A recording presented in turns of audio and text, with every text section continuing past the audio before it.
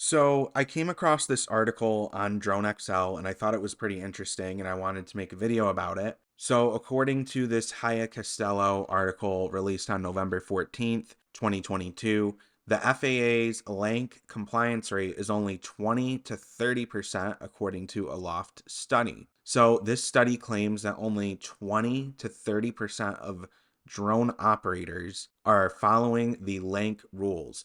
So if you're not familiar with what LAANC is, LAANC actually stands for Low Altitude Authorization and Notification Capability. It's a system that was implemented a few years ago so that you can basically get permission to fly your drone in what would be known as a restricted airspace, so like around an airport, for example. And it's a process in which you don't need to actually deal with another human being. It's all automatic, and that is the attraction of this. I use it on a regular basis, especially living in the Phoenix metro area and doing a lot of different drone jobs, which require me to fly within certain airspaces where I need LAANC authorization. So I think it's a very convenient and useful tool that I've really enjoyed being able to use. But in this article, it's claiming that only 20 to 30% of drone pilots are following those rules, which is obviously not a great situation because this system was implemented to keep airspace safe. So I always make sure to use it, but I know there's a lot of people who think that it infringes on their freedom to basically do these things that the FAA requires us to do, when in reality, I just see it as safety. Because if you think about it, these drones are, they are aircrafts in the sky, and regular aircraft have to abide by FAA rules. So it makes sense that the FAA would want drone pilots to follow those rules, especially because they can pose a risk to manned aircraft. So that's really my take on it, and why I think it's important. And it's unfortunate to see this article make claims like this. But let's jump into the data and where they got this data from. So it says right here that even though Aloft, which was the company that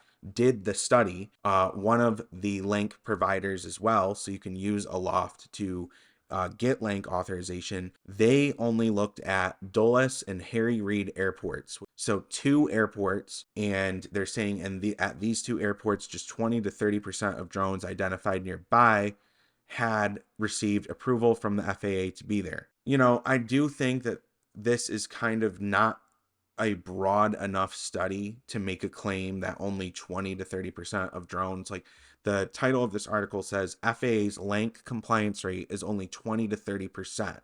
What it should say is that their compliance rate is only 20 to 30% at these airports. Because if you're going to make a claim like that, which obviously Haya Costello isn't making the claim, it's Aloft in their study making the claim, I do think they need to do a broader study before they release these numbers, just to see kind of different areas of the country, to see where people are following the rules and where they're not, and is the system working. Because at the end of the day, if it's really true that throughout the whole country that only 20 to 30% are following the system, that should make you feel very uneasy if you're getting on a commercial airliner. I mean, just being honest.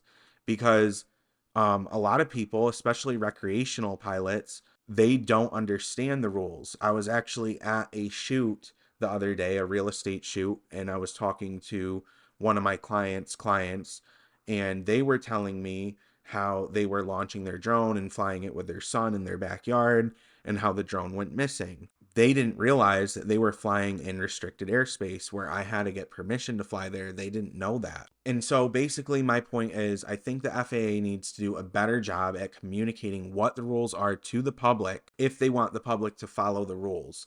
I'm a person that always, makes sure that they're on top of things, especially when I have a drone business of my own.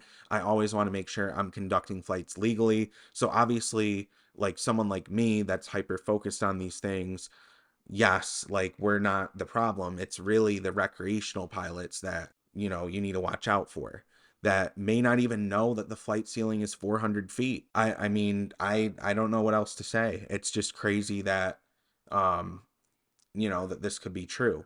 But like I said before, it needs to be a wider study before we come to a solid conclusion. But yeah, I just wanted to make a video on this subject. I'm interested to hear what you guys think about this subject. And, uh, do you fly using link authorization, or are you one of those freedom people that don't think that they need to follow the FAA rules? I mean, at the end of the day, they're just in place to protect us. And that's really my argument. Interested to hear your thoughts. Let me know in the comment section below, and I will talk to you guys soon.